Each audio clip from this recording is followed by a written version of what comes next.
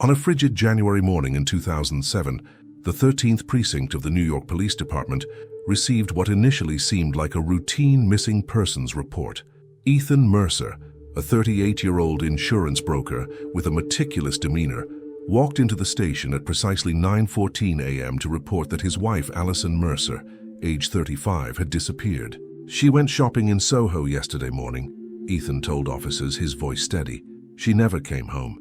Detective Nathan Calhoun, a veteran of the NYPD's Missing Persons Unit with 17 years of experience, was assigned to the case. Tall and observant with prematurely gray hair, Calhoun had developed a reputation for noticing the details others missed. As he reviewed the initial report, several elements immediately caught his attention. Ethan Mercer had waited nearly 24 hours before reporting his wife missing. When asked about this delay, he explained that Allison occasionally stayed overnight with friends after shopping trips. Only when none of her friends had heard from her did he become concerned. The Mercers lived in a brownstone on the Upper West Side, valued at approximately $2–3 million. Their finances appeared stable, with joint accounts showing regular deposits from both Ethan's insurance brokerage and Allison's work at Horizon Design, a mid-sized interior design firm where she had worked for the past 7 years. Detective Calhoun's first step was to establish a timeline. Security footage from their building showed Allison leaving at 9:43 a.m. on January 12th. She was wearing a camel-colored coat, dark jeans, and carrying a large designer handbag. The weather that day had been particularly harsh, with temperatures dropping below freezing and light snow falling throughout the morning. Allison's credit card records showed a transaction at Bloomingdale's at 10:52 a.m., where she had purchased a silk scarf priced at $85. A second transaction appeared at a coffee shop near Washington Square Park at 12:17 p.m. After that, financial activity ceased. Her cell phone had pinged towers in the Soho area until approximately 2:30 p.m., when it either died or was turned off. The last recorded location was near Houston Street and Broadway, a busy intersection crowded with shoppers and tourists even in the January cold. "What strikes me as odd," Detective Calhoun later noted in his case file, "is Mr. Mercer's demeanor. He displays concern, but it feels performative rather than genuine. He's more focused on establishing his own whereabouts than on providing useful information about his wife's habits or potential locations." Indeed, Ethan had volunteered his own alibi without being asked.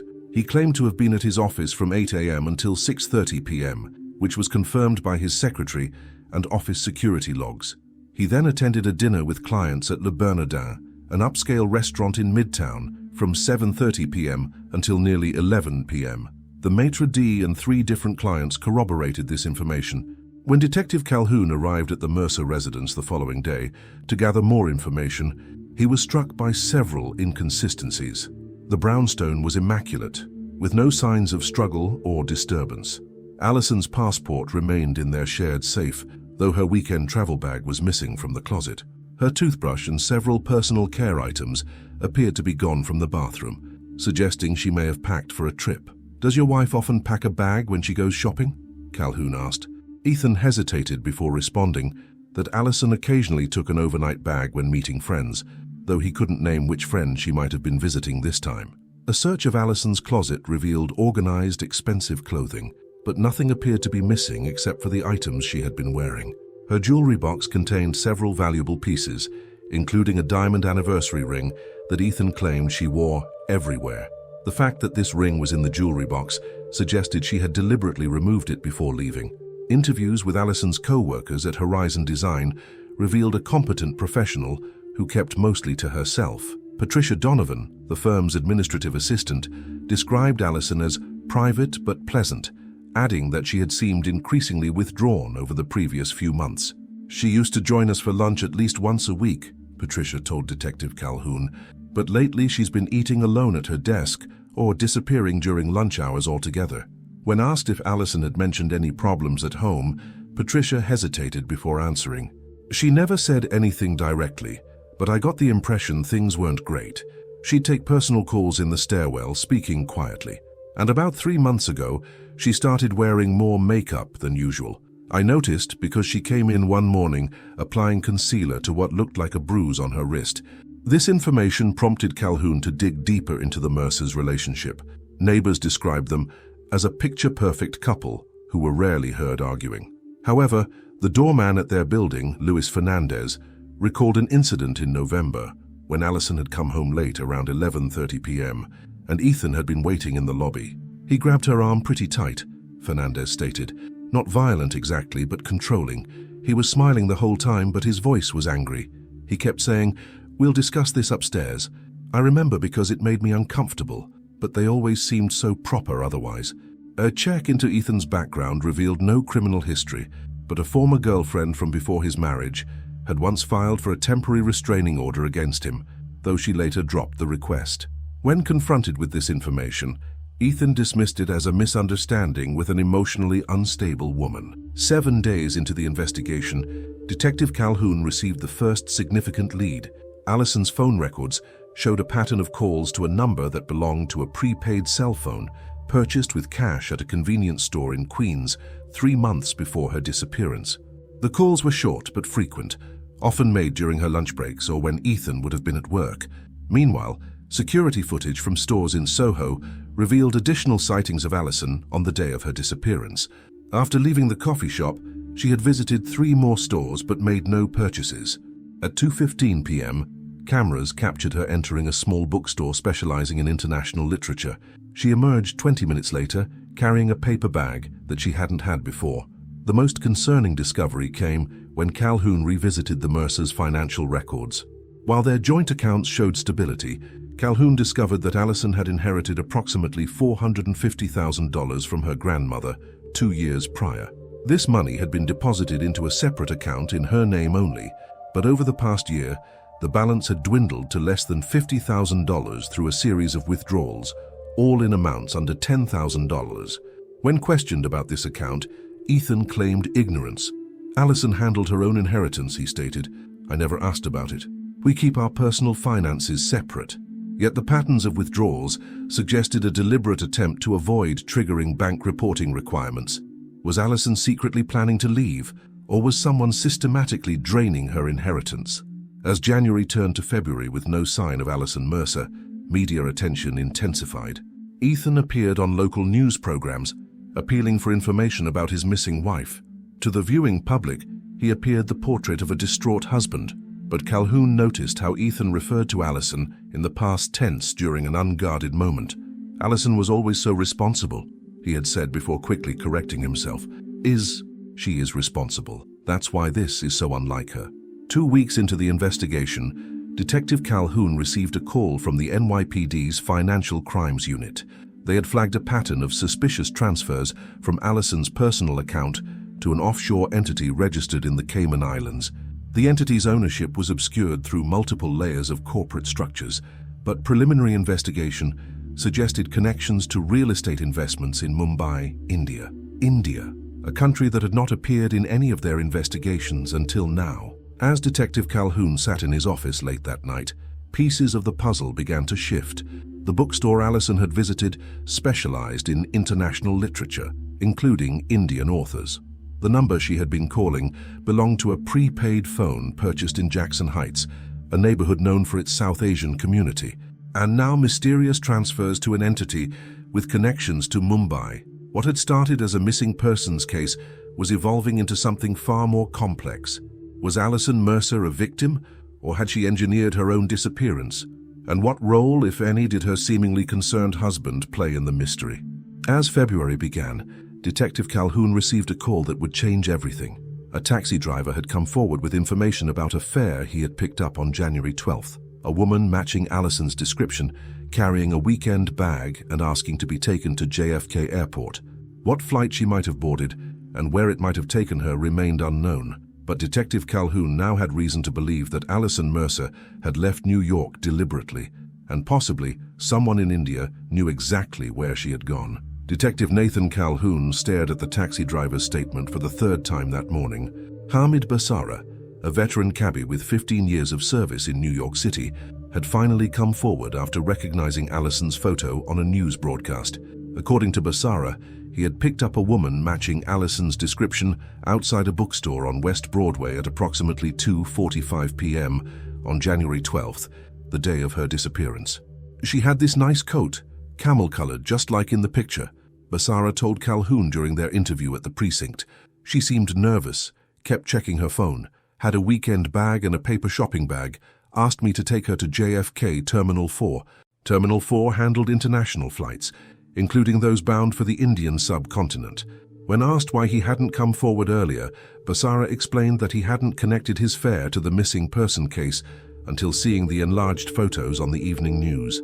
"I drive dozens of people to the airport every week," he said with a shrug. "She was just another customer until I saw her face on TV." The timing aligned perfectly with the last ping from Alison's cell phone. If she had indeed boarded an international flight, it would explain why her digital footprint had vanished so completely.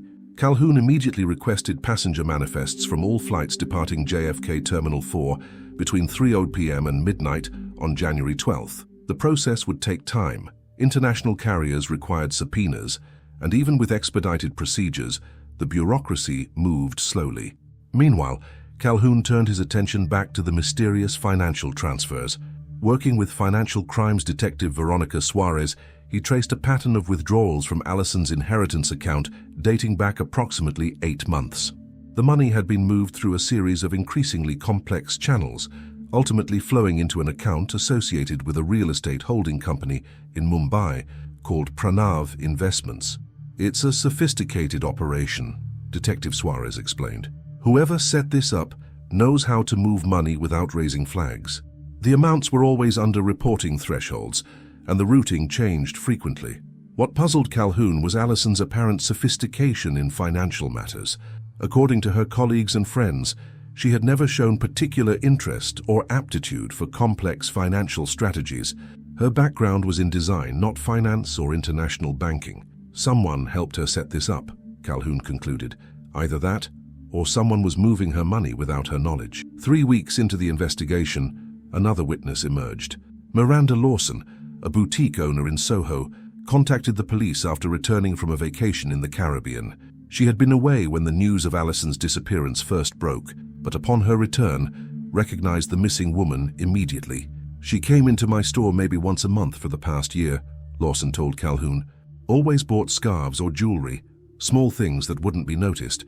But on her last visit, about a week before she disappeared, she seemed different, more determined." According to Lawson, Alison had mentioned making changes and had asked casually about living abroad. "She wanted to know if I missed New York when I traveled. If I ever thought about not coming back. I thought she was just making conversation, but looking back it seems like she was testing the idea." This testimony aligned with what Calhoun had begun to suspect. Alison's disappearance had been meticulously planned over months, not days. A breakthrough came when the passenger manifests finally arrived. No one under the name Alison Mercer had boarded any flight from JFK on January 12th. However, a passenger named Alice Marshall had boarded Air India Flight 102 to Delhi at 7:45 p.m. with a connecting flight to Mumbai. The passport used had been issued only 6 months earlier. A search of DMV records revealed no Alice Marshall, matching the approximate age and description. The passport, when investigated, proved to have been obtained with documentation that passed initial scrutiny, but, upon deeper examination, appeared to be expertly forged. "She created an alias," Calhoun explained to his supervisor, Lieutenant Maria Rodriguez. "Probably built it slowly over months. The question is, was she running from someone or running to someone?" The India connection grew stronger when Calhoun subpoenaed Alison's work computer records. Hidden in a folder labeled Client Reference Materials were dozens of searches about life in Mumbai, cost of living, expatriate communities, visa requirements, and cultural adjustment resources. Most telling was a saved document containing contact information for English language schools in Mumbai's upscale Bandra neighborhood. Then came the discovery that would fundamentally shift the investigation's direction. While examining Alison's credit card statements from the previous year, Detective Suarez noticed recurring charges at a small Indian restaurant near Columbia University. The charges appeared approximately twice monthly, always on Wednesday afternoons, during what would have been Alison's lunch breaks. Calhoun visited the restaurant, Taste of Mumbai, with a photograph of Alison. The owner, Priya Shah, recognized her immediately. "Yes, she came often, very nice lady, always polite. She would sit at that table by the window." Shah pointed to a small corner table, partially obscured by potted plants. "Usually she came alone, but sometimes she met a man here. They would talk for hours sometimes." When asked to describe the man, Shah hesitated. Tall, well-dressed, he wore glasses and carried books usually. I think he was a teacher or professor. Indian, but he spoke perfect English. Probably grew up here or in England. Armed with this description, Calhoun crossed the street to Columbia University. After several inquiries, he narrowed his focus to the Department of Comparative Literature, where several faculty members of Indian descent taught. When shown photographs, Shah tentatively identified Associate Professor Vikram Patel. Professor Patel's faculty biography indicated he specialized in Anglo-Indian literature and cultural studies. He had published several books on post-colonial identity and taught advanced seminars on cross-cultural narratives. More significantly, he had been on sabbatical since January 10th, 2 days before Allison's disappearance, ostensibly to conduct research in India. A search warrant for Patel's campus office yielded little physical evidence, but provided access to his university email. While the professor had been careful to keep his correspondence professional, Calhoun discovered a series of meeting invitations sent to an email address not associated with Allison's known accounts: Amaryllis, BlueMegmail.com. The IT department at Horizon Design confirmed that this email had been accessed multiple times from Allison's work computer over the past 8 months. The username Amaryllis seemed significant. It was both a flower and potentially a combination of Amara, a common Indian female name, and Alice, the first name on her fake passport. When Calhoun accessed the Amaryllis Bloom account through a warrant, he found hundreds of emails between Allison and Vikram dating back nearly a year. The correspondence began formally, discussing literature and design, but gradually evolved into more personal exchanges. They shared poetry, philosophical discussions, and increasingly intimate details of their lives. In one email from 3 months before her disappearance, Allison had written, "Sometimes I feel like I'm living 2 lives, the one everyone sees, where I play my part perfectly, and the real one that only exists when I'm with you or writing to you. I'm tired of the performance." Vikram's response had been equally revealing. "We create our own cages, Amaryllis, but we also hold the key. When you're ready to open the door, I'll be waiting on the other side." Meanwhile, a deeper investigation into Ethan Mercer's finances revealed troubling discrepancies. While he projected the image of a successful insurance broker, his personal accounts showed signs of financial strain. He had accumulated significant gambling debts at Atlantic City casinos, and several of his investment ventures had failed. More concerning, he had taken out a substantial life insurance policy on Allison just 14 months earlier, a policy that would pay $3 million in the event of her death or disappearance under circumstances suggesting death. When confronted with this information, Ethan became defensive. "My financial affairs are none of your business," he told Calhoun during a tense interview at the precinct, "and the life insurance was just good planning. We both have policies." But the policy on Ethan's life, Calhoun discovered, was for a much smaller amount and had been in place for years through his employer. 6 weeks into the investigation, Calhoun received confirmation from authorities in India that a woman using the name Alice Marshall had entered the country on January 14th. Immigration records showed she had listed a residential address in Bandra, Mumbai, but when local police visited the location, they found the apartment had been rented for 3 months and then vacated after only 6 weeks. The landlord described the tenant as an American woman who kept to herself. Back in New York, Calhoun made another significant discovery. Using cell tower data, he tracked the movements of the prepaid phone Allison had been calling. The pattern showed regular movements between Columbia University, a residential building in Queens, and occasionally locations near Horizon Design during Allison's lunch breaks. The residential building in Queens yielded the most surprising lead yet. The superintendent identified a photograph of Professor Patel as a tenant who had rented a small studio apartment under the name Victor Peterson. According to the superintendent, the professor had explained he needed a quiet place to write away from campus disruptions. A search warrant for the Queens apartment revealed what appeared to be a life planned in detail: maps of Mumbai, information on international banking, books on starting businesses in India, and a small collection of Hindi language instruction materials. Most telling was a series of notebooks in Allison's handwriting, documenting her plans to leave New York and start a new life. One entry, dated 4 months before her disappearance, read, "I found the earrings V gave me, claimed they were cheap and tasteless before throwing them in the trash. When I tried to retrieve them later, I discovered he had crushed them with a hammer. He smiled when he saw my face, said, Just protecting you from your own bad taste. I can't live like this anymore. Another entry described financial concerns. He has been systematically transferring funds from my inheritance. When confronted, he claims it's for our future and that I'm too naive to manage such sums. V has helped me secure what remains. We've established the account structure and begun moving funds incrementally. E suspects nothing. He believes I've spent it on frivolous women things, as he calls my professional expenses. The portrait emerging from these discoveries was far different from the initial missing persons case. Alison Mercer had not disappeared. She had escaped. The question remained whether her husband was merely a controlling partner she needed to leave behind or something more sinister. As Calhoun compiled his findings, another twist emerged. A former colleague of Ethan's came forward with allegations that Mercer had a history of manipulating financial records and had been quietly asked to leave his previous firm under suspicion of fraud. This informant also suggested that Ethan's gambling problem was far more severe than publicly known, with debts potentially reaching into the hundreds of thousands of dollars. 8 weeks after Alison's disappearance, with evidence mounting that she had left voluntarily, pressure grew to reclassify the case. Lieutenant Rodriguez called Calhoun into her office to discuss the situation.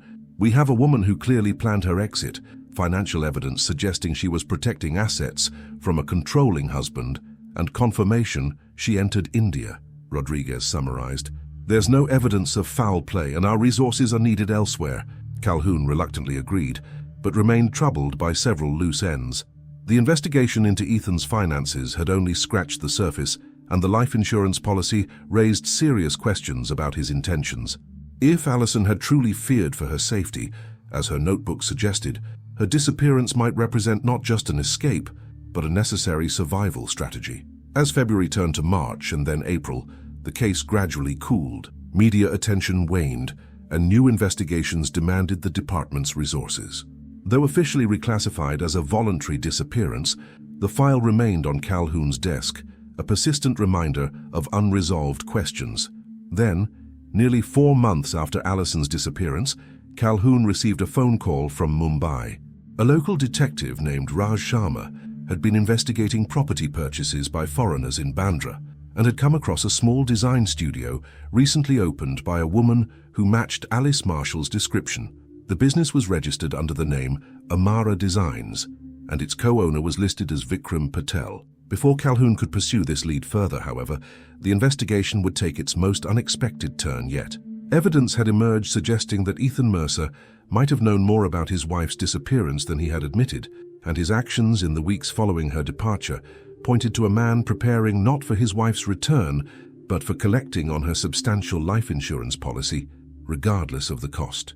By late spring of 2007, Detective Nathan Calhoun had reluctantly stepped back from active investigation of the Alison Mercer case.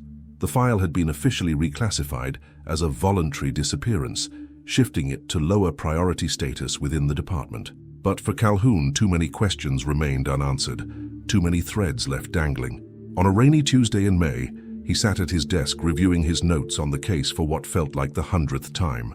The information from Mumbai detective Raj Sharma about Amara Designs seemed to confirm what Calhoun had already suspected. Alison had successfully reinvented herself in India, likely with Professor Vikram Patel's assistance. What troubled Calhoun more was Ethan Mercer's behavior in the months following his wife's disappearance. While publicly maintaining the appearance of a concerned husband, Mercer had quietly begun the process of claiming Alison's life insurance policy, arguing that the circumstances and duration of her absence suggested death by misadventure or foul play. The insurance company, understandably reluctant to pay a $3 million claim without clear evidence of death, had initiated its own investigation. Their findings, which they had shared with the NYPD as part of standard procedure in missing persons cases, revealed disturbing patterns. In the months before Alison's disappearance, Ethan had increased the coverage amount twice. He had also added specific riders covering disappearance and presumption of death after just 6 months, rather than the standard 7 years. The insurance investigator's report noted these changes as highly unusual and potentially indicative of premeditation. More troubling still were Ethan's financial activities following Alison's disappearance. He had liquidated several joint investments, sold a vacation property in the Hamptons that had been primarily in Alison's name, and had begun making inquiries about selling their brownstone. His gambling activities had also increased dramatically, with multiple weekend trips to Atlantic City and Las Vegas. "He's acting like a man who expects a windfall," Calhoun remarked to Detective Suarez as they reviewed the financial records. "Not like someone who thinks his wife might return, or like someone who knows she won't," Suarez added grimly. The breakthrough came from an unexpected source. Patricia Donovan, the administrative assistant at Horizon Design who had initially described Allison as private but pleasant, requested a meeting with Calhoun. She had been cleaning out old files and had discovered something she thought might be relevant. Allison kept a personal calendar separate from her work schedule, Patricia explained, sliding a leather-bound planner across the desk to Calhoun. "It was wedged behind the filing cabinet. I'm not sure how we missed it during the initial search." The calendar contained mostly routine entries, appointments, deadlines, reminders, but also included cryptic notations that seemed to track Ethan's movements. Days marked with a simple E corresponded with Ethan's known gambling trips. Entries labeled V aligned perfectly with the meetings at Taste of Mumbai restaurant. Most revealing was a page in the back of the calendar where Allison had apparently kept a running tally of financial discrepancies. Entries such as Hampton's taxes, $14,200, paid, but E claimed $6,500 for expenses, and grandmother's ring, valued $18,000, E claimed lost after I refused to sell, painted a picture of systematic financial abuse. A note dated just 3 weeks before her disappearance read, "Safety deposit box established, key with V, documents secure." This new evidence prompted Calhoun to revisit the Queen's apartment where Professor Patel had lived under the name Victor Peterson. The lease had expired, but the building superintendent remembered that Patel had rented a storage unit in the basement before departing. With a new search warrant, Calhoun opened the storage unit to find a single locked file cabinet. Inside were documents that revealed the full extent of Allison and Vikram's planning and the reasons behind their elaborate escape.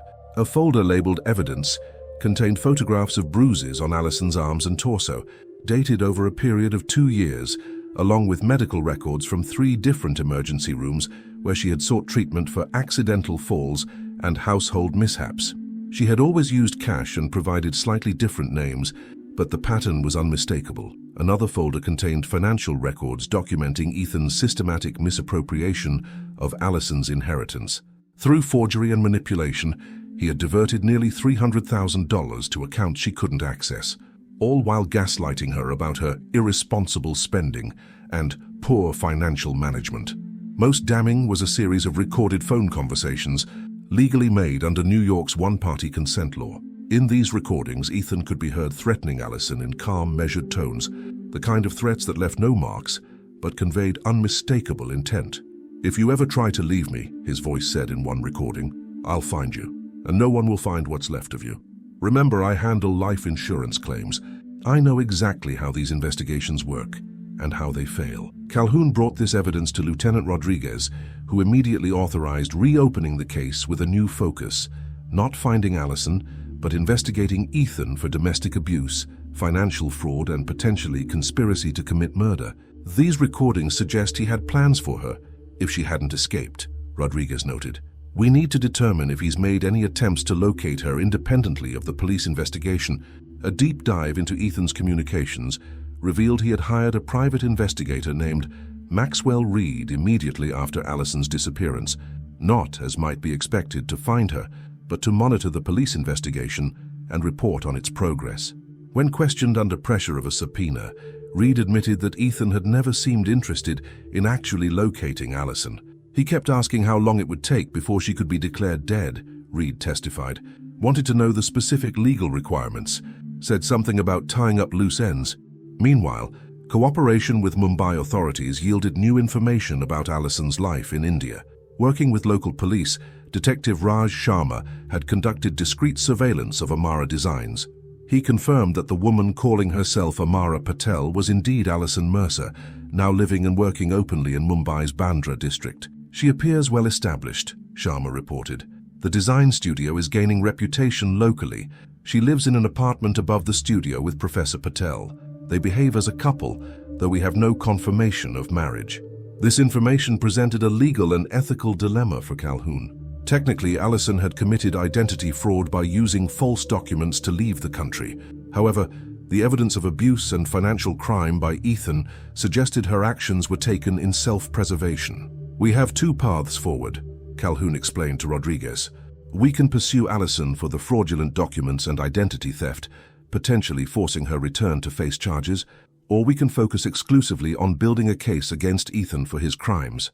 Rodriguez considered the options carefully.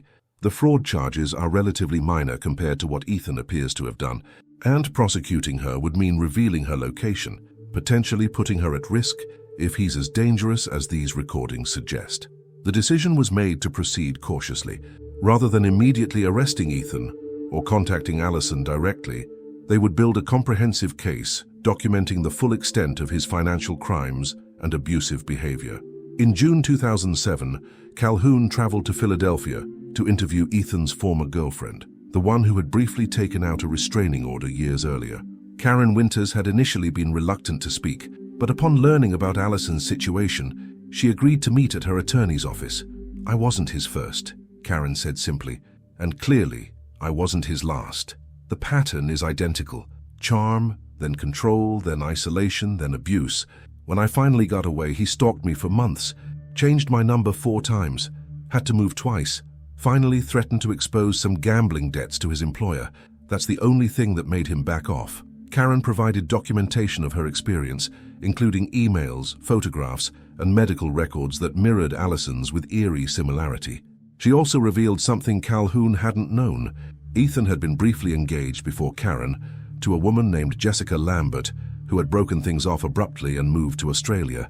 "We spoke once, after I got away," Karen explained. "She wouldn't say much, just warned me never to be alone with him and to leave the country if I could." She sounded terrified, even years later and thousands of miles away. By July, the investigation had uncovered enough evidence to justify freezing Ethan's assets pending criminal charges. When confronted with the freeze, Ethan immediately retained high-powered legal counsel and denied all allegations. His attorney, Martin Goldberg, was known for aggressive defense tactics and immediately began filing motions to dismiss the financial evidence as irrelevant to the missing persons case. "My client has suffered the disappearance of his beloved wife," Goldberg told reporters outside the courthouse. Now he's being subjected to a fishing expedition by overzealous detectives who couldn't solve the original case. The public relations battle intensified when Ethan gave an emotional interview to a national morning show, portraying himself as a victim of both personal tragedy and police harassment. He cleverly referenced Allison's history of mental health challenges and difficulty managing stress, claims for which no evidence existed, but which cast doubt on the emerging narrative. Behind the scenes, however, the noose was tightening. The district attorney's office had assigned prosecutor Elena Vasquez to build a case against Ethan. Known for her methodical approach to complex financial crimes, Vasquez focused on the paper trail of Allison's diverted inheritance. "Follow the money," she advised Calhoun during their strategy sessions. Domestic abuse cases often come down to he said, she said, but financial fraud leaves a trail that's much harder to explain away. By September 2007, 8 months after Allison's disappearance, Ethan Mercer was indicted on 14 counts of financial fraud, 3 counts of identity theft, and 1 count of grand larceny. The charges focused entirely on his financial crimes, making no mention of the domestic abuse or Allison's current whereabouts. The strategic decision to avoid charges related to Allison's disappearance meant she would not be compelled to return to testify. It also protected her location from being officially entered into court records where Ethan might access it. The indictment created an unexpected complication for the life insurance claim. With criminal charges pending related to Ethan's financial dealings with Allison, the insurance company placed an indefinite hold on the policy payout. This financial pressure led Ethan to liquidate more assets, increasing his desperation. In October 2007, events took a darker turn. Maxwell Reed, the private investigator previously hired by Ethan, contacted Calhoun with disturbing information. According to Reed, Ethan had recently approached him about a different kind of job. He wanted to know if I knew anyone who could find someone who doesn't want to be found and make sure they never return, Reed stated in a sworn affidavit. When I pressed for details, he mentioned India, said he was willing to pay up to $500,000 for permanent results. Reed, concerned that Ethan was soliciting a hit on his wife, had recorded the conversation. The recording was damning but legally complicated. Reed had made it without Ethan's knowledge in a restaurant in New Jersey, where two-party consent is required for legal recording. This meant it might be inadmissible in court. Nevertheless, the threat was serious enough to warrant immediate action. Calhoun contacted Mumbai authorities to warn them about the potential threat to Allison. Detective Sharma agreed to increase surveillance on Amara Designs and to alert local police to watch for suspicious foreigners in the area. Meanwhile, the district attorney's office moved to revoke Ethan's bail based on the new information. Though the recording itself couldn't be used as evidence, Reed's testimony about the conversation was enough to convince the judge that Ethan posed a flight risk and potential danger to others. Ethan was taken into custody pending trial. With Ethan behind bars, Calhoun felt it was finally safe to make direct contact with Allison. Working through Detective Sharma in Mumbai, he arranged a secure video call from the U.S. consulate, where Allison's identity could be confirmed without creating an official record that might compromise her safety. The woman who appeared on the screen bore only passing resemblance to the photographs in Calhoun's case file. Her hair, once long and blonde, was now cut in a short, dark bob. She wore minimal makeup and simple gold jewelry in the Indian style.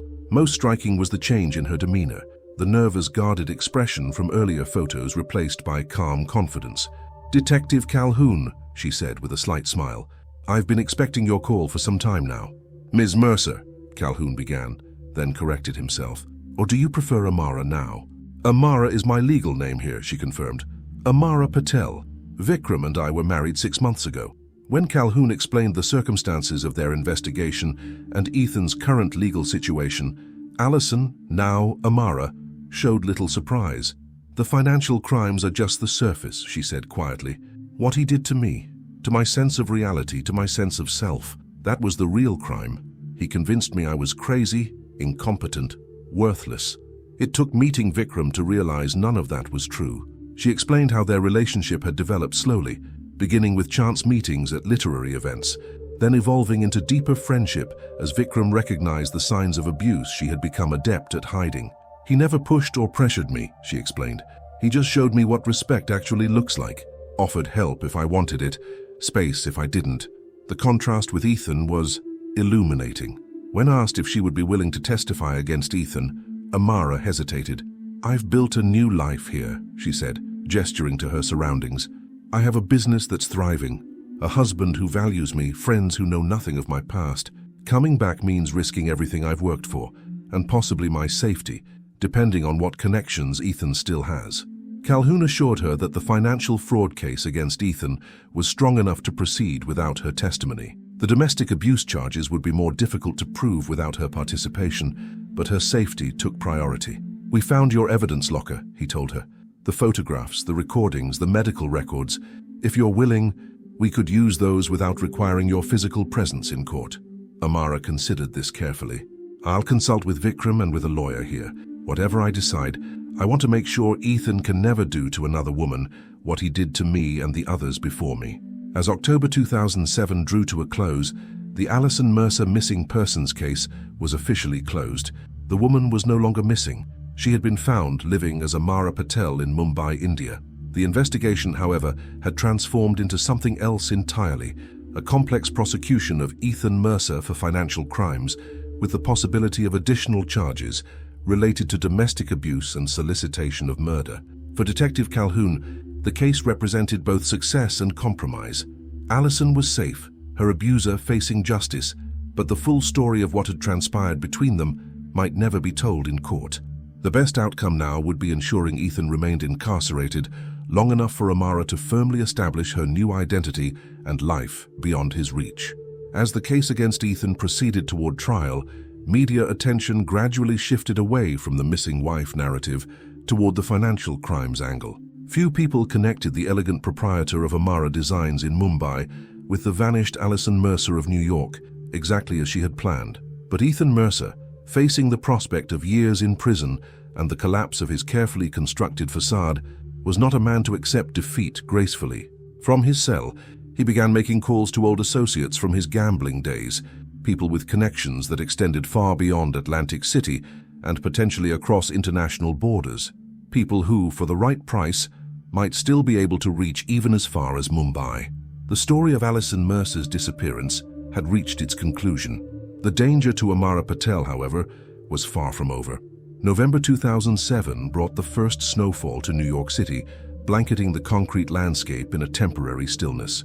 For Detective Nathan Calhoun, the weather mirrored the state of the Mercer case, a surface of apparent calm concealing more complex activity beneath. Ethan Mercer's trial for financial fraud had been scheduled for February 2008, delayed by his attorney's procedural motions and requests for additional discovery. Though held without bail, Ethan had managed to retain his high-priced legal team, raising questions about where the money was coming from given his frozen assets. "He's got resources we haven't identified," Calhoun told prosecutor Elena Vasquez during their weekly case review. "Offshore accounts possibly, or partners we don't know about yet." Vasquez nodded, reviewing her notes. "We've subpoenaed records from 6 more financial institutions based on fragments found in his home office. The gambling connections worry me most. Those relationships operate outside normal banking channels." What concerned Calhoun even more were the visitors Ethan received at Rikers Island. Through carefully cultivated sources within the corrections department, he learned that Ethan had been meeting regularly with 2 men identified only as business associates.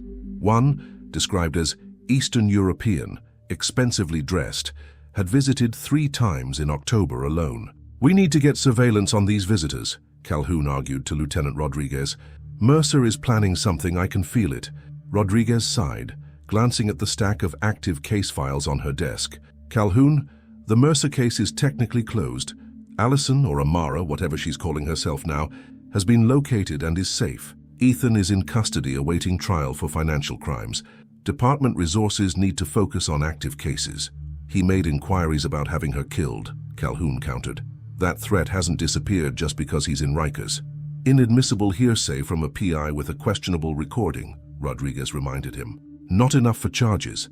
Not enough for a continued full-scale investigation." In the end, they compromised. Calhoun would maintain contact with Mumbai authorities regarding Amara's security, but would officially step back from active investigation of Ethan's activities beyond what was necessary for the financial crimes prosecution. In practice, this meant Calhoun found himself working the case during off hours, tracking Ethan's visitors through unofficial channels and maintaining regular communication with Detective Sharma in Mumbai. Meanwhile, the life Alison had built as Amara Patel continued to flourish. Amara Designs had expanded, hiring 2 local assistants and moving from small residential commissions to more significant commercial projects. Vikram had taken a position at the University of Mumbai, teaching comparative literature and cultural studies. To outside observers, they appeared to be a successful cosmopolitan couple, building a life in India's most dynamic city. In December 2007, Detective Sharma reported that Amara had taken additional security precautions based on Calhoun's warnings.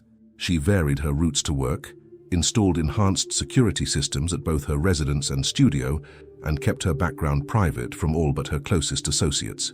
"She is cautious but not fearful," Sharma noted. "She refuses to let the threat control her life." Calhoun admired her resilience but remained uneasy. His years of experience had taught him that men like Ethan Mercer, controlling, vindictive, and accustomed to power, rarely accepted defeat. The fact that Ethan's financial resources remained partially unaccounted for suggested he still had cards to play. January 2008 brought a disturbing development. Maxwell Reed, the private investigator whose testimony had helped revoke Ethan's bail, was found dead in his apartment in Queens.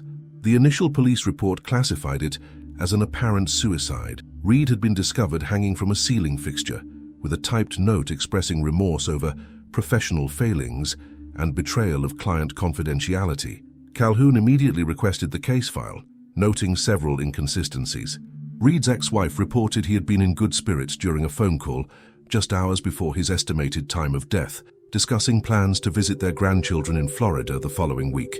His financial records showed no signs of distress, and his appointment calendar included several new client meetings scheduled for the coming month.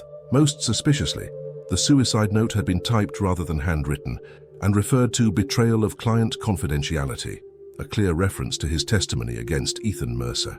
When Calhoun brought these concerns to the investigating officers, he met with professional skepticism. "Everything points to suicide, Detective," explained Sergeant James Collins of the Queens Precinct, Door locked from the inside, no signs of forced entry, no defensive wounds or struggle indicators. The ME found prescription antidepressants in his system, though at therapeutic levels. Unless you've got concrete evidence suggesting otherwise, we're closing this as a suicide. Despite Calhoun's protests, Reed's death was officially classified as suicide 2 weeks later. The timing, just 3 weeks before Ethan's trial was scheduled to begin, struck Calhoun as far too convenient to be coincidental. He immediately contacted Detective Sharma in Mumbai with renewed warnings about potential threats to Amara. Sharma agreed to increase surveillance and coordinate with local police for additional patrols near her residence and studio. As February approached, prosecutor Elena Vasquez prepared for trial with increasing confidence in their case against Ethan. Even without Reed's testimony, the financial paper trail was damning. Forensic accountants had traced nearly $380,000 of Allison's inheritance through various channels to accounts controlled by Ethan, documenting forgery, identity theft, and wire fraud along the way. We're looking at 15 to 20 years if we get convictions on all counts, Vasquez told Calhoun. Even with good behavior, he'd be in his mid-50s before release. 2 days before jury selection was scheduled to begin, Ethan's attorney Martin Goldberg requested an emergency meeting with Vasquez. The message delivered to the prosecutor's office mentioned only a potential resolution that would benefit all parties. Calhoun insisted on attending the meeting, anticipating a last-minute plea offer. What Goldberg proposed, however, was something entirely different. "My client is prepared to accept responsibility for certain financial irregularities," Goldberg began carefully, "in exchange for considerations regarding sentencing and the scope of public disclosure." Vasquez raised an eyebrow. "Mr. Goldberg, your client is facing 14 felony counts with overwhelming evidence. We're not in a position where we need to offer significant concessions." "Perhaps not," Goldberg acknowledged with a thin smile, "but consider this. A public trial means public testimony. Financial experts discussing every detail of Allison Mercer's accounts. Media coverage of her disappearance, refreshed in every news outlet. Intense scrutiny of her current whereabouts." He paused, letting the implication hang in the air. "My client knows where his wife is," Goldberg continued. "He has no desire to disturb her new life, but a trial of this nature would inevitably bring renewed attention to her case. Journalists are persistent. Once they start digging again, Calhoun felt a cold anger building. "Are you threatening to expose her location if we don't agree to a favorable plea deal? Because that sounds remarkably like witness intimidation." Goldberg's expression remained impassive. "Not at all, Detective. I'm simply pointing out potential consequences of proceeding to trial. My client is willing to accept responsibility for certain financial mismanagement in exchange for a sentencing recommendation of no more than 5 years, with the possibility of parole after 3. "That's absurd," Vasquez replied flatly. "The guidelines call for a minimum of 15 years given the amount involved and the pattern of criminal activity. Consider what's truly in everyone's best interest," Goldberg pressed. "A quick resolution, minimal media coverage, and most importantly, Allison's continued privacy and safety." After Goldberg departed, Vasquez and Calhoun debated the implications of his proposal. "It's blackmail," Calhoun argued. "He's threatening to expose Amara's location if we don't give Ethan a slap on the wrist."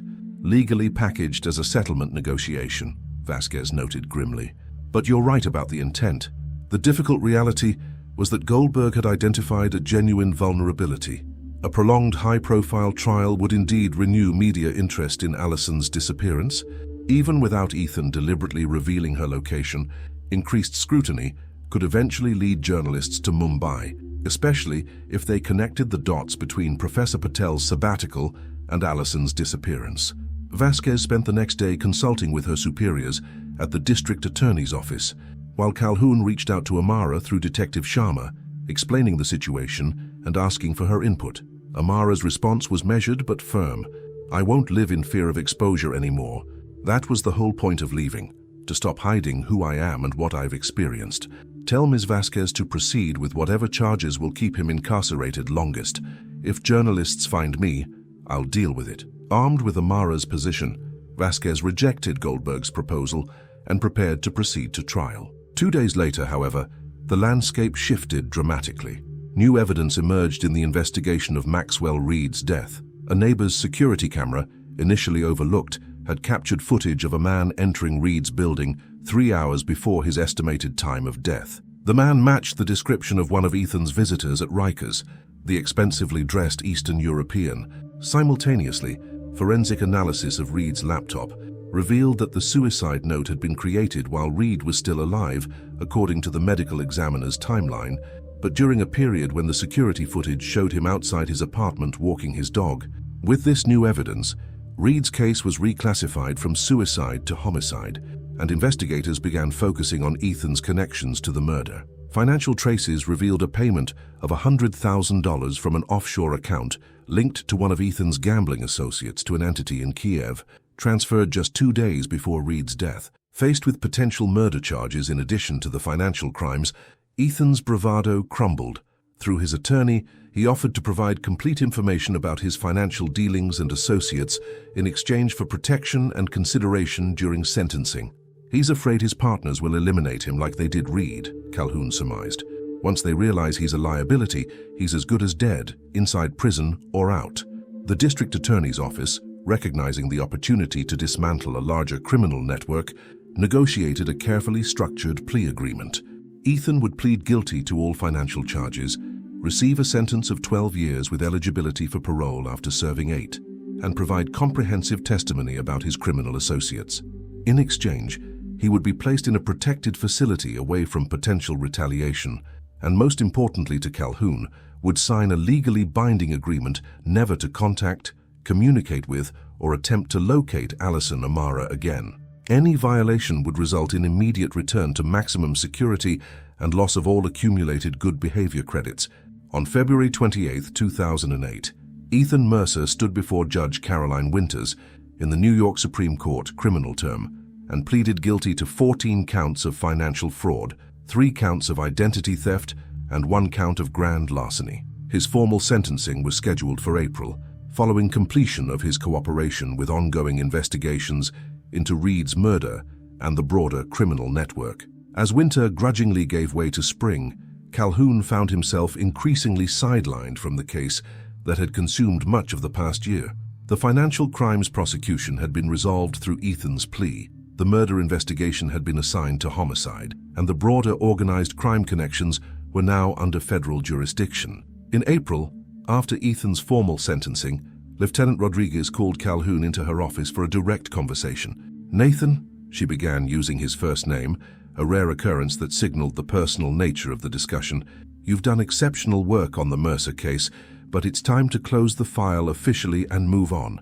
We have 3 new missing persons cases this month alone, all requiring your expertise." Calhoun knew she was right. The case had reached its natural conclusion. Alison had been found, living safely as Amara Patel in Mumbai. Ethan was imprisoned and legally barred from contacting her.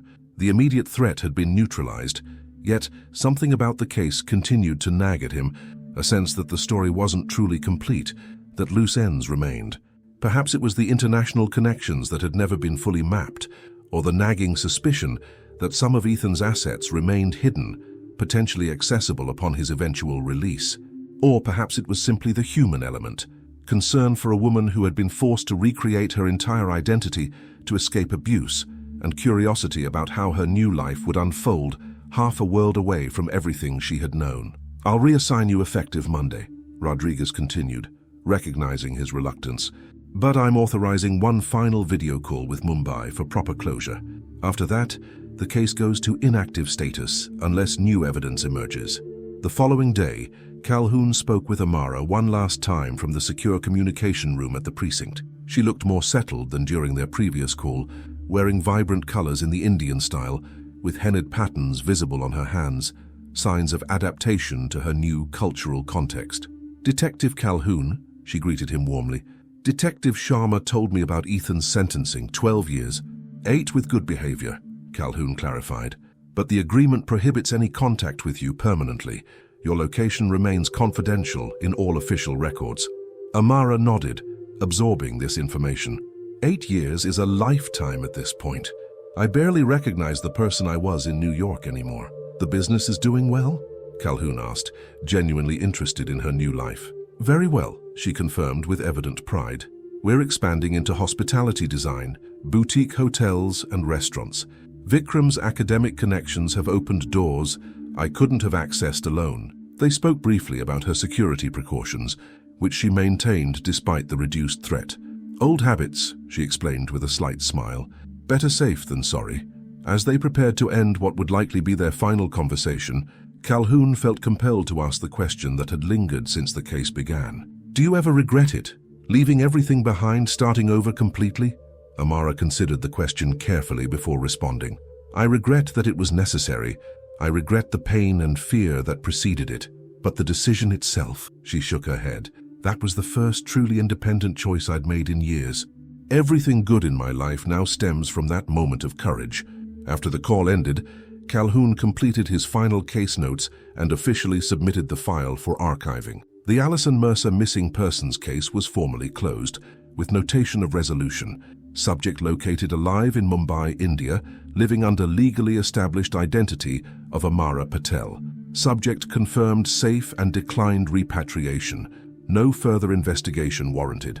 In October 2007, Alison Mercer's case was removed from the active missing persons database and transferred to the department's archived records. Detective Nathan Calhoun was assigned to new cases, his exceptional work on the Mercer investigation earning him a departmental commendation. Life moved on as it inevitably does. New missing persons cases demanded attention.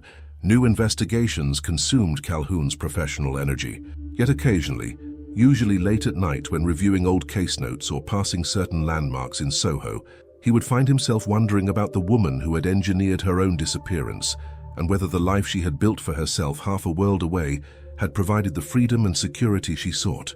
What none of them could have anticipated was that the story of Alison Mercer, now Amara Patel, would remain dormant for nearly 15 years until a chance photograph taken by an American tourist in a Mumbai marketplace would reopen a case long considered closed and set in motion a chain of events that would finally bring the full truth to light.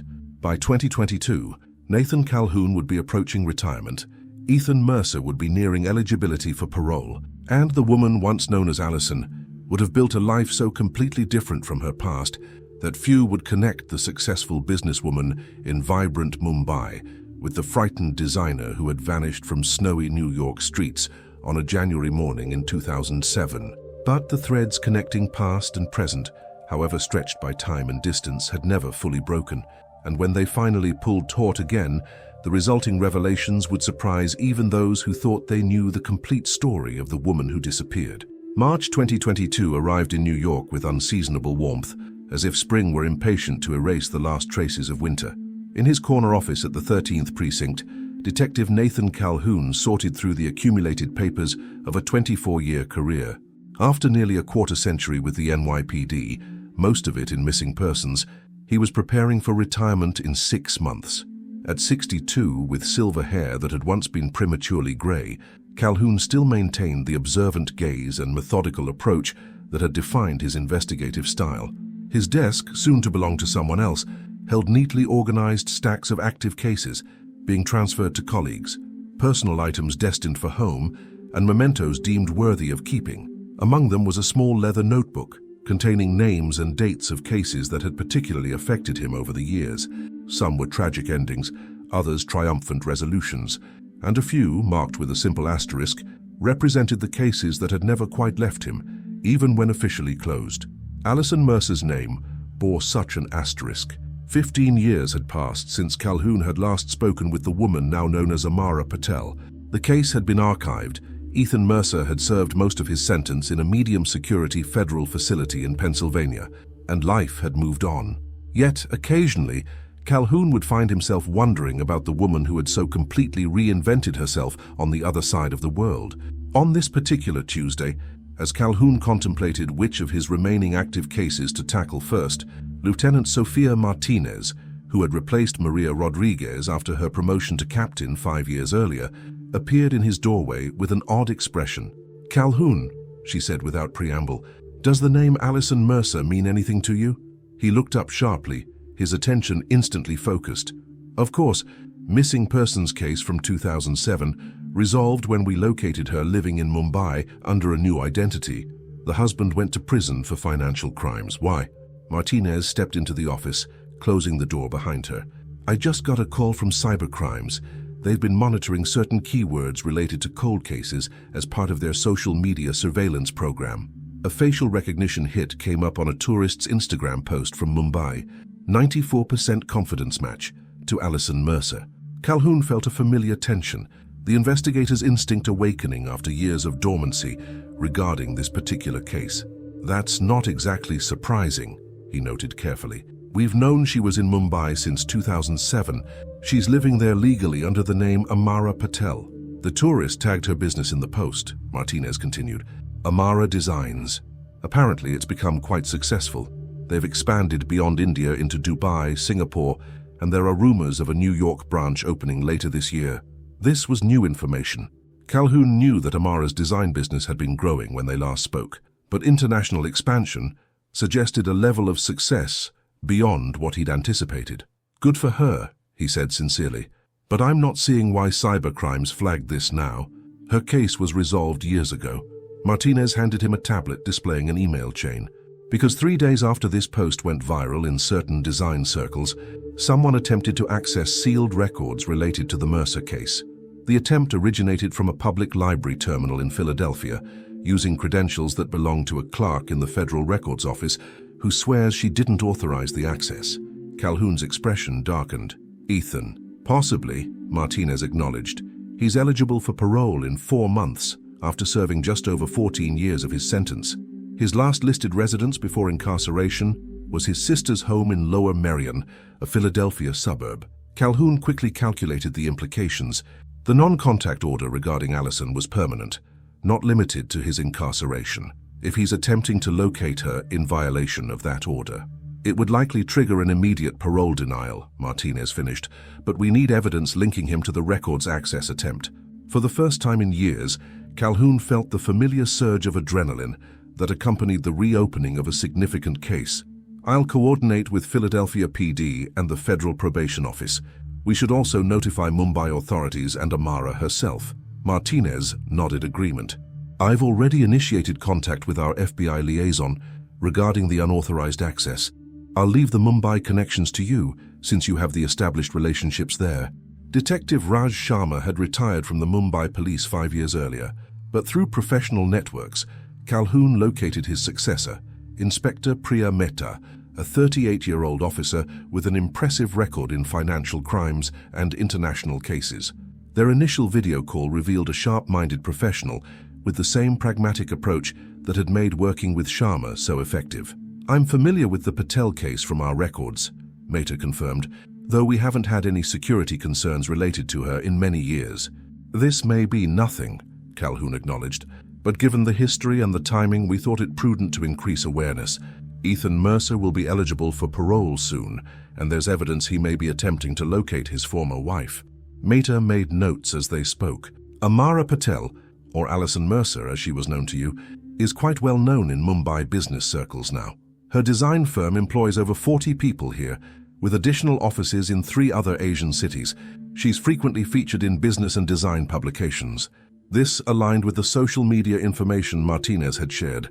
"Has she maintained security precautions over the years?" Calhoun asked. "According to our records, yes. Their residence in Bandra has comprehensive security systems, and they employ a driver who doubles as security when they attend public events. However, they're not particularly secretive about their movements anymore. Mrs. Patel is a public figure in the design world. She gives interviews, attends industry events, and is active in several business organizations. The contrast with the cautious woman who had fled New York 15 years earlier was striking. Success and time had apparently diminished the perceived threat, a natural evolution, but potentially concerning given the new developments. "Would it be possible to arrange a meeting with her?" Calhoun asked. "Given my history with the case, it might be easier for me to convey the potential concerns." Mehta agreed to contact Amara and facilitate a secure video call. "I should mention," she added, "that Professor Vikram Patel is now Dean of Humanities at the University of Mumbai. They have 2 adopted children, now teenagers. Their life here is deeply established." 2 days later, Calhoun found himself facing a familiar yet transformed face on the secure video link. Amara Patel, at 50, looked nothing like the Alison Mercer who had disappeared at 35. Her hair, now silver-streaked black in a stylish bob, framed a face that had aged gracefully but distinctly. Her manner projected confidence and poise that had only been emerging during their last conversation 15 years earlier. "Detective Calhoun," she greeted him with genuine warmth. "This is quite unexpected. Inspector Mehta mentioned possible security concerns." "It's good to see you, Mrs. Patel," he responded, deliberately using her chosen name. "You're looking well. I apologize for any alarm, but we've detected some concerning activity that might relate to your former husband." He explained the Instagram post and the subsequent unauthorized access attempt to her sealed records, watching as her expression shifted from polite interest to focused attention. "Ethan," she said, the name still carrying emotional weight after all these years. "I should have anticipated this. His parole eligibility is approaching, isn't it?" "Yes, in approximately 4 months. The timing of the records access attempt suggests he may be preparing for release by gathering information about your current situation." Amara considered this silently for a moment. "What are the practical implications, Detective? Our non-contact agreement is still legally binding, correct?" "Absolutely," Calhoun confirmed. "Any attempt to contact you would violate both that agreement and likely his parole conditions. But enforcement requires awareness, both yours and the authorities." "I understand," she nodded. "What do you recommend?" "Heightened security awareness in the short term. Review and possibly enhance your existing security systems. Be particularly cautious about new staff or service providers who might have access to your home or office.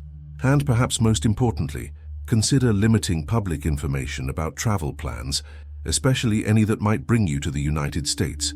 At this, Amara's expression shifted subtly. "That could be problematic. We're opening an Amara Designs office in Manhattan this October.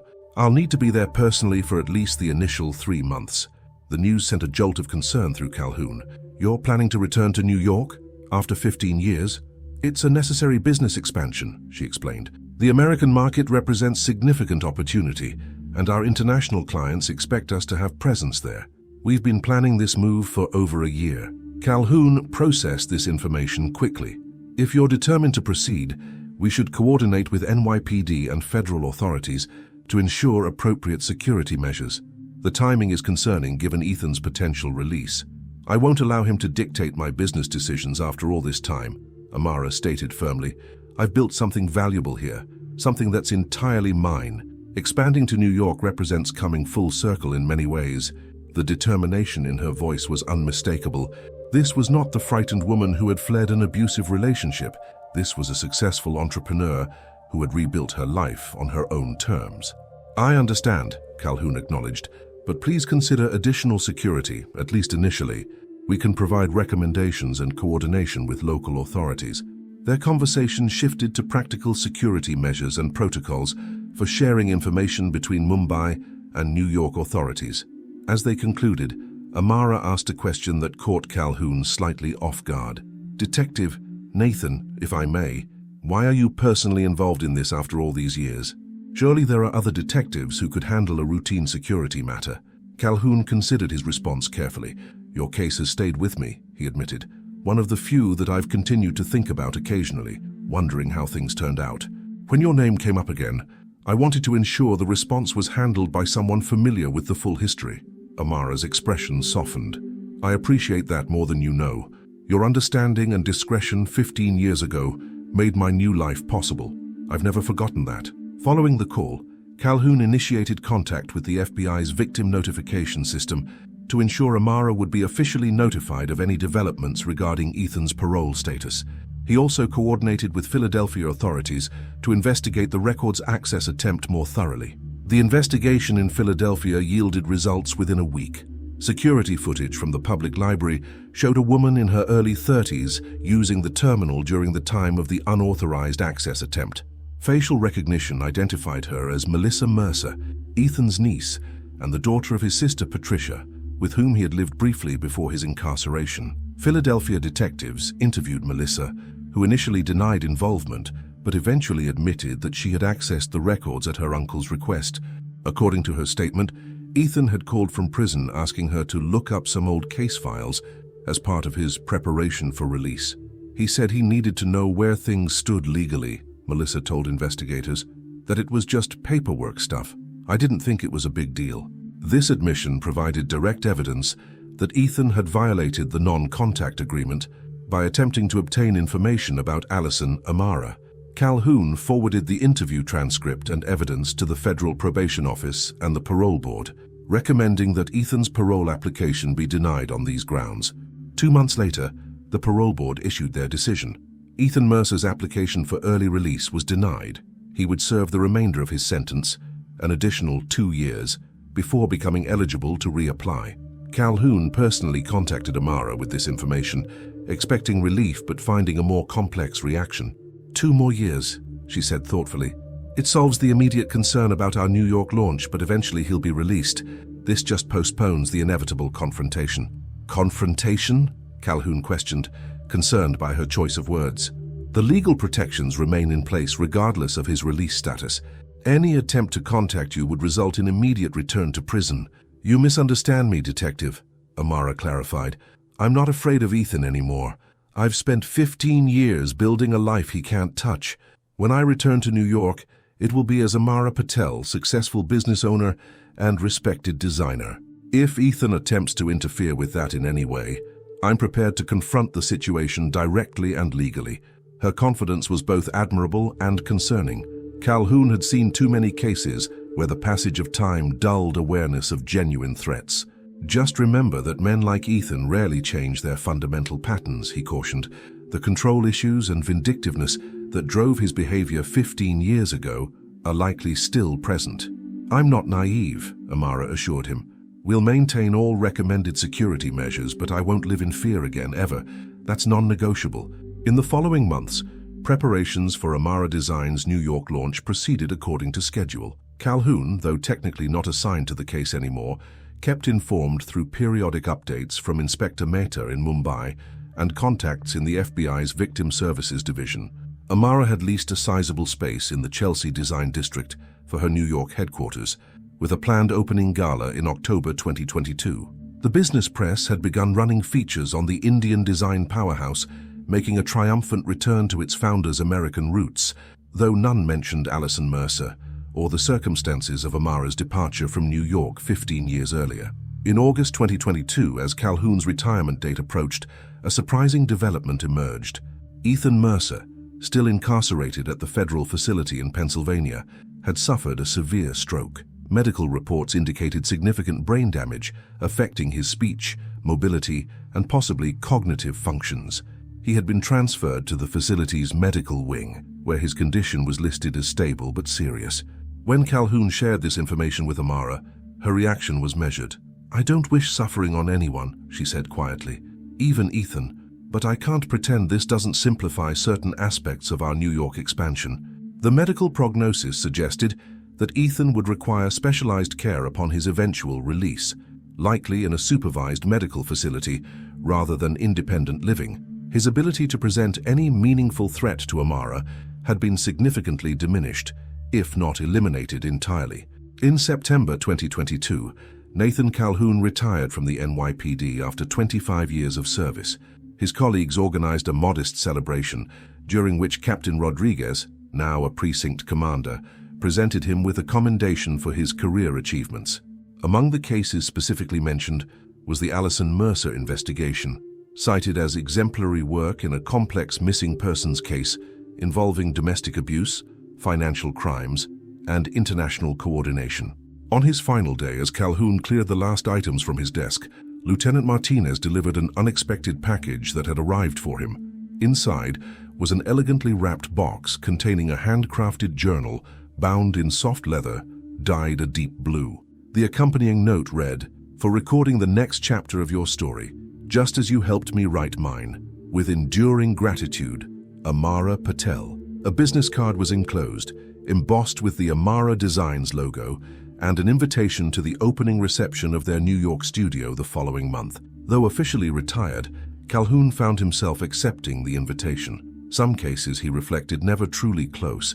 They simply evolve into different forms of connection and responsibility. On a crisp October evening, Calhoun stood in the gleaming new Amara Design studio in Chelsea, surrounded by New York's design elite and international business figures. The space showcased Amara's signature style, a sophisticated blend of Indian and Western aesthetics, traditional craftsmanship enhanced by modern technology. Amara herself moved through the crowd with gracious confidence, dressed in an elegant fusion of Western tailoring and vibrant Indian textiles. When she spotted Calhoun, she excused herself from a conversation with a fashion magazine editor and approached him directly. "Detective Calhoun, or should I say Mr. Calhoun now, I'm so pleased you could come. Congratulations on the opening," he replied sincerely. "It's impressive what you've built. Would you join me for a moment?" she asked, gesturing toward a small private office adjacent to the main showroom. "There's something I'd like to share with you." In the quiet of the office, away from the celebration, Amara retrieved a slim portfolio from her desk. "I've been considering how to address my past since deciding to return to New York," she explained, particularly given recent developments with Ethan. She opened the portfolio to reveal draft pages for what appeared to be a memoir. "I've begun writing my story, the complete story, from Allison to Amara, from victim to survivor to the person I am today." Calhoun's surprise must have shown on his face, because she continued quickly. "Not for sensationalism or revenge, but because I believe it might help others trapped in situations similar to what I escaped. The financial abuse, the psychological control, these aspects of domestic violence often go undiscussed. Publishing this would mean revealing your past identity," Calhoun noted cautiously. "Are you prepared for that?" "I've spent 15 years becoming someone new," Amara replied. "Someone stronger than Allison ever had the chance to be. I'm no longer afraid of connecting those two parts of my life." She handed him a specific page from the manuscript. "I wanted you to see this section, where I discuss the investigation. Your approach, the respect you showed, the space you gave me to make my own decisions. It made a profound difference." Calhoun scanned the page, somewhat uncomfortable with being featured in her narrative, but moved by her characterization of his role in her journey. "You give me too much credit," he said finally. "You're the one who had the courage to leave, to build something new." "We all need allies at crucial moments," Amara countered. "You were mine when it mattered most." She collected the pages back into the portfolio. "The book won't be published until next year, after everything with Ethan is fully resolved, but I wanted you to know about it first, out of respect for your role in my story." Their conversation was interrupted by Vikram Patel, now a distinguished academic in his early 60s, who entered with their two teenage children, a girl of about 16 and a boy perhaps 14, both with the confident bearing of young people raised in privilege and security. "Ah, the famous Detective Calhoun," Vikram greeted him warmly. "We've heard so much about you over the years. It's an honor to finally meet you in person." As Calhoun was introduced to the family Amara had built, he reflected on the extraordinary journey that had brought them all to this moment. From a frightened woman fleeing abuse to an international business leader bringing her story full circle by returning triumphantly to the city she had once escaped. The case of Allison Mercer had officially closed 15 years earlier, but the story of Amara Patel was still being written, with chapters of resilience, reinvention, and now, a return that represented not retreat, but reclamation. As the evening concluded and Calhoun prepared to leave, Amara walked him to the elevator. "You once asked if I regretted leaving everything behind," she reminded him. "Today, standing here in New York as Amara rather than Allison, I can answer that question even more definitively. It wasn't about leaving everything behind. It was about finding what was possible ahead." The Instagram photo that had accidentally rediscovered Amara Patel had set in motion not a crisis, as initially feared, but a resolution, the final connecting of past and present into a complete narrative of transformation and triumph. And in that resolution, both Amara and the detective who had once searched for her found something unexpected, not just closure, but the satisfaction of witnessing a story that, against all odds, had found its way to a worthy conclusion. December 2022 brought unseasonable warmth to New York, as if the city itself were extending a gentle welcome to Amara Patel's return. The Amara Design Studio in Chelsea had quickly established itself as a notable presence in Manhattan's competitive design landscape, attracting clients ranging from boutique hotels to prominent restaurateurs seeking to infuse their spaces with the company's signature blend of Eastern and Western aesthetics. For Nathan Calhoun, retirement had settled into a comfortable rhythm. After 25 years with the NYPD, he had transitioned to occasional consulting work for a private security firm specializing in risk assessment for high-net-worth individuals. a role that utilized his investigative skills while allowing him the flexibility to pursue personal interests long deferred by his demanding career. On a bright Tuesday morning, he received an unexpected call from Captain Maria Rodriguez, his former supervisor, who had continued to rise through the department's ranks. "Nathan," she began without preamble, "Ethan Mercer died yesterday at the Federal Medical Center in Devens. Complications from his stroke, apparently. I thought you'd want to know, given your history with the case." The news, though not entirely surprising given Ethan's deteriorating health over the previous months, nonetheless landed with a certain weight. "Thanks for letting me know," he replied. "Has anyone informed Amara Patel? The FBI's victim notification system should have automatically generated an alert," Rodriguez confirmed. "But given the significance, a personal follow-up might be appropriate." Calhoun agreed. Despite his retired status, his connection to this case and to Amara herself warranted more than an automated notification for such a pivotal development. After ending the call with Rodriguez, he contacted Amara's office and was promptly connected to her private line, a courtesy he suspected few callers received. "Nathan," she greeted him warmly. "What a pleasant surprise." "Amara, I've just received information that I thought you should hear directly," he began carefully. "Ethan Mercer passed away yesterday at the Federal Medical Facility, complications related to his stroke." A moment of silence followed, filled with the complexity that only death can bring to complicated relationships. "I see," she finally responded, her voice measured. "Thank you for telling me personally.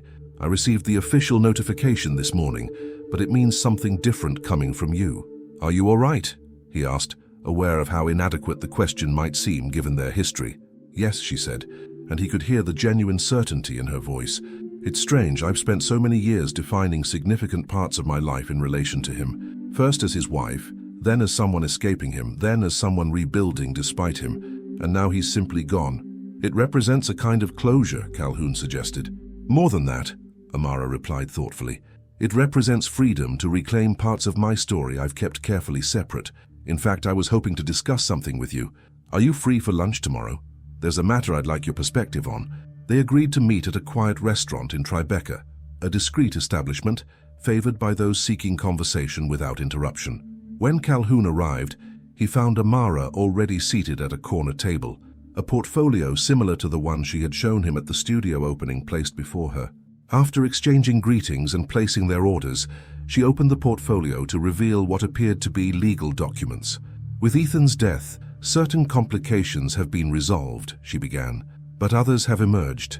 His sister Patricia has filed a claim against his estate, which includes the proceeds from the sale of our brownstone back in 2008 and various investments that weren't frozen during his prosecution." Calhoun raised an eyebrow.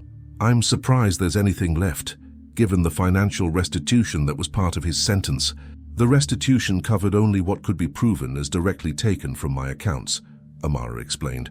"The brownstone was jointly owned, and several investments were legally in his name alone, despite being funded partially with my family money." She turned to a specific page in the documents.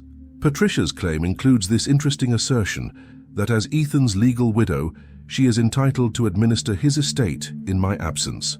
"But you're not absent," Calhoun noted, "and the divorce was finalized years ago, wasn't it?" Amara's expression revealed unexpected complexity. "That's where things get interesting. The divorce proceedings were initiated but never completed. Ethan filed on grounds of abandonment shortly after my disappearance, but when the case was reclassified as voluntary departure, his attorney advised pausing the proceedings until I could be legally served divorce papers. Then when he was incarcerated, everything stalled. So technically, I remained his wife until his death yesterday," she confirmed, "which means I have stronger legal claim to his estate than his sister, should I choose to pursue it." Calhoun processed this surprising information. "Do you intend to?" "That's partly why I wanted to speak with you," Amara said, closing the portfolio. "The money itself is insignificant to me now. Amara Designs generates more revenue annually than Ethan's entire estate is worth, but there's a principle involved, and potentially evidence I've been seeking for 15 years. She leaned forward slightly, her voice taking on a more focused intensity. "When I left New York, I was able to secure only a portion of my grandmother's inheritance. Approximately $450,000 of the original $750,000 was diverted by Ethan through various means. I've always suspected that records of those transactions existed somewhere in his personal files, evidence that might reveal the full extent of his financial manipulation. And you believe those records might be part of his estate? His sister mentioned extensive financial documentation in storage at her home in Philadelphia, boxes Ethan had insisted she keep secure during his incarceration. I believe those boxes may contain what I've been looking for. Calhoun considered the implications. This is about more than recovering funds, isn't it? It's about truth, Amara confirmed. The memoir I mentioned to you previously, I want it to be comprehensive, not just my experience, but documented evidence of how financial abuse operates, how it creates dependency and erodes autonomy. Ethan's records could provide that evidence in compelling detail. Have you discussed this with your attorney? Yes, and she believes we have a strong case to claim the estate as his widow, but I wanted your perspective as someone who saw the investigation from the beginning. Would pursuing this be reopening wounds better left closed, or is there value in bringing the full truth to light? Calhoun took a moment to consider his response. Though retired, his investigator's instinct remained sharp, and something about the situation prompted careful analysis.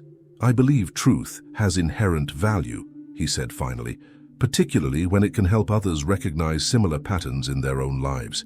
But I'd suggest proceeding with caution. Involve forensic financial experts from the beginning, maintain documentation of everything, and prepare yourself for potential complications. Complications? Ethan was methodical and controlling.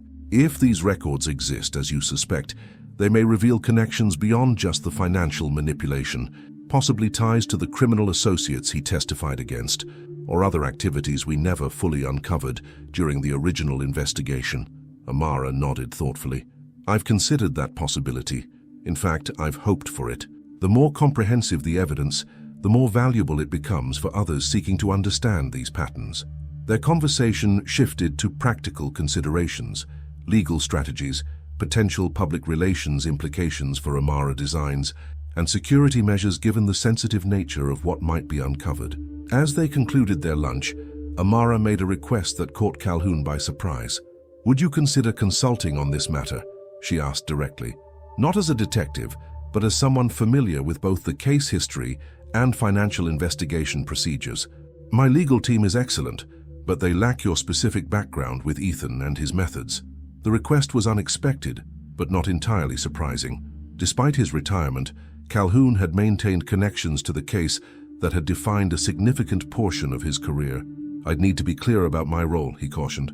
I'm no longer with the department, and any involvement would be strictly as a private consultant. Of course, Amara agreed readily. We would establish formal terms through my company's legal department.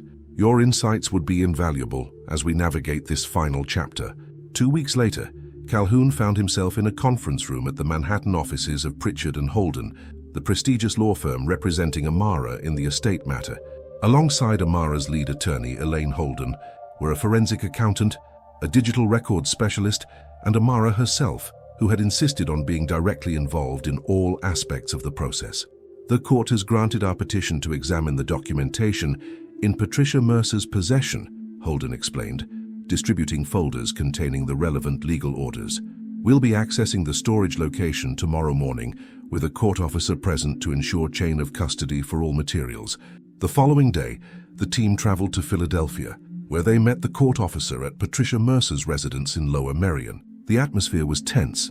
Patricia had contested the court order vigorously but unsuccessfully, and her barely concealed hostility was evident as she led them to the climate-controlled storage room in her basement. Ethan trusted me to protect these records, she stated coldly. He always said they contained sensitive business information that could be misunderstood if viewed without proper context. The storage room contained 27 banker's boxes, each meticulously labeled with dates and cryptic category designations. The court officer supervised as each box was inventoried, sealed with evidence tape, and loaded into the secure transport vehicle for return to New York. Over the next 3 weeks, the forensic team methodically examined the contents of each box, creating a comprehensive digital index of documents while preserving the original organization. Calhoun observed the process with growing interest as patterns began to emerge, patterns that suggested Ethan's financial manipulation had been far more extensive than initially discovered during the criminal investigation. He maintained parallel record-keeping systems, explained Daniel Chen, the forensic accountant, during a progress briefing. The official records that would withstand external scrutiny and these private ledgers that tracked his actual activities, the sophistication is remarkable and disturbing. Among the documents were detailed records of Allison's inheritance accounts, including forged authorization letters, manufactured expense documentation, and meticulous tracking of how he had diverted funds while gaslighting her about her financial management. Most revealing were Ethan's personal notes, commentary on his methods and motivations recorded with clinical detachment. One notation read, "AM questioned discrepancy in Hampton's property tax payment. Convinced her she had approved higher amount for specialized assessment. Difference 2,300, transferred to Cayman account. She apologized for forgetting." Another entry described his strategy more explicitly. Financial control, Yuan complete control. When they believe they cannot survive independently, they accept anything to maintain stability. For Amara, reviewing these records was both validating and profoundly unsettling. "It's all here," she remarked during one session, her voice steady despite the emotional weight of the material. "Everything I felt was happening, but could never quite prove to myself, the way he would make me doubt my own memory, my own understanding of our finances." Beyond the records of financial abuse, the team discovered evidence of connections that had never been fully explored during the original investigation. Ethan had maintained relationships with several individuals later implicated in Maxwell Reed's murder, including detailed records of payments that appeared to be for unspecified services. Most significantly, they found documentation related to the life insurance policy Ethan had taken out on Allison. Internal notes revealing that he had begun researching disappearance and presumption of death provisions nearly a year before she actually left. "This suggests premeditation of a different sort," Calhoun observed during a strategy session with the legal team. Not that he planned her disappearance as it actually occurred, but that he may have been developing contingency plans to eliminate her himself if necessary. Elaine Holden nodded gravely. "These documents substantially strengthen our position regarding the estate, but more importantly, they provide compelling evidence for potential posthumous charges related to conspiracy to commit murder, which would further solidify the public understanding of why your client needed to escape when and how she did." The investigation of Ethan's records continued for nearly 2 months, yielding an increasingly comprehensive picture of his systematic abuse and criminal connections.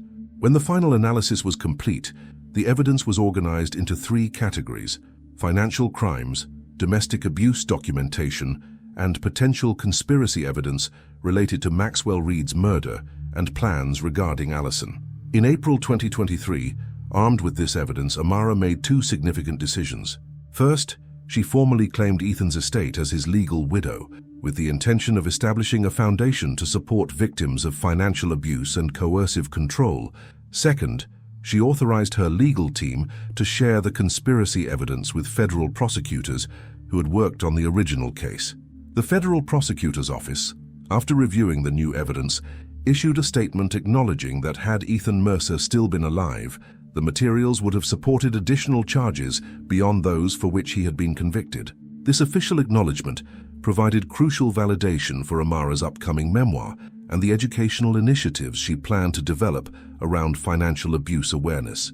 In May 2023, Amara held a press conference at the Amara Design Studio in Chelsea, where she publicly revealed her former identity as Allison Mercer and announced the forthcoming publication of her memoir, Designing Freedom: From Allison to Amara. 15 years ago, I disappeared from New York under circumstances that few people understood, she began, her voice clear and unwavering. Today, I return not only as a businesswoman, but as an advocate for those trapped in situations similar to what I escaped. Relationships where financial control becomes a weapon, where identity is systematically eroded, and where leaving seems impossible. She outlined the establishment of the Freedom Design Foundation, which would utilize proceeds from Ethan's estate and a portion of Amara Design's profits to provide financial literacy education, emergency resources for those fleeing abuse, and legal advocacy for victims of financial coercion. Seated unobtrusively at the back of the room, Nathan Calhoun watched as the woman he had once searched for now stepped fully into public view, transforming her painful past into a platform for helping others. The journey from missing person to international business leader to public advocate represented a remarkable evolution, one he had been privileged to witness across 15 years and thousands of miles. As the press conference concluded, Amara acknowledged several people who had played significant roles in her journey. Among them was a dedicated detective whose integrity and compassion created space for me to reclaim my agency when I needed it most.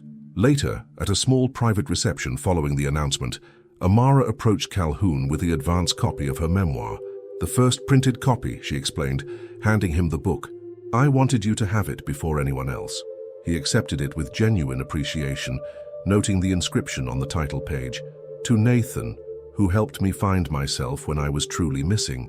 With enduring gratitude, Amara. Your story will help countless others," he told her sincerely. "It's not just my story," she replied. "It's a story made possible by many people, including you. Sometimes the most important thing we can offer someone in crisis is simply believing them and creating space for them to find their own way forward." In the months that followed, Designing Freedom became a national bestseller, praised for its unflinching examination of financial abuse and its message of resilience and reinvention. The Freedom Design Foundation established partnerships with domestic violence organizations across the country, developing educational programs that specifically addressed the often overlooked financial aspects of abusive relationships. Amara Designs continued its expansion, with the New York studio serving as its American headquarters and a visible symbol of its founder's journey from victim to survivor to advocate. Vikram Patel, now retired from his academic career, worked alongside his wife in the foundation, bringing his scholarly perspective to educational initiatives. For Nathan Calhoun, the resolution of the Allison Mercer case, a case that had spanned 15 years from missing person report to final revelation of truth, represented the most meaningful outcome of his investigative career. What had begun as a routine disappearance had evolved into something far more complex, a story of escape, reinvention, and ultimately, reclamation. In October 2023, 1 year after Amara Designs' New York opening, Calhoun attended a gala celebration marking both the studio's anniversary and the foundation's successful first 6 months. As he observed Amara moving confidently through the crowd of designers, business leaders, and advocates, he reflected on the extraordinary journey that had brought them to this moment. The frightened woman who had once needed to disappear completely to escape abuse had transformed into someone powerful enough to reclaim her narrative on her own terms. The carefully guarded secrets of her past had become the foundation of her advocacy for others, and the case that had once been officially classified as resolved had found its true resolution not in the facts of her location, but in the truth of her experience, finally brought to light. As the evening drew to a close, Amara joined Calhoun on the rooftop terrace overlooking the Manhattan skyline. The city that had once been the site of her confinement now spread before them as a landscape of possibility. "When I left 15 years ago," she reflected, "I never imagined I would return like this, stronger, freer, ready to help others find their own paths to freedom." "You've created something remarkable from unimaginable circumstances," Calhoun observed. "What I've learned," Amara said, gazing at the city lights, "is that disappearing was never the goal.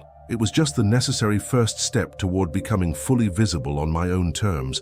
As they stood in comfortable silence, the completed narrative of Allison Mercer, who had vanished from New York in 2007 and returned as Amara Patel in 2022, seemed to settle around them with a sense of rightness and resolution. The case was finally truly closed, not merely archived in police records, but resolved in the fullest sense. Truth revealed, justice served, and a life reclaimed, not despite the past, but through the courageous confrontation of it.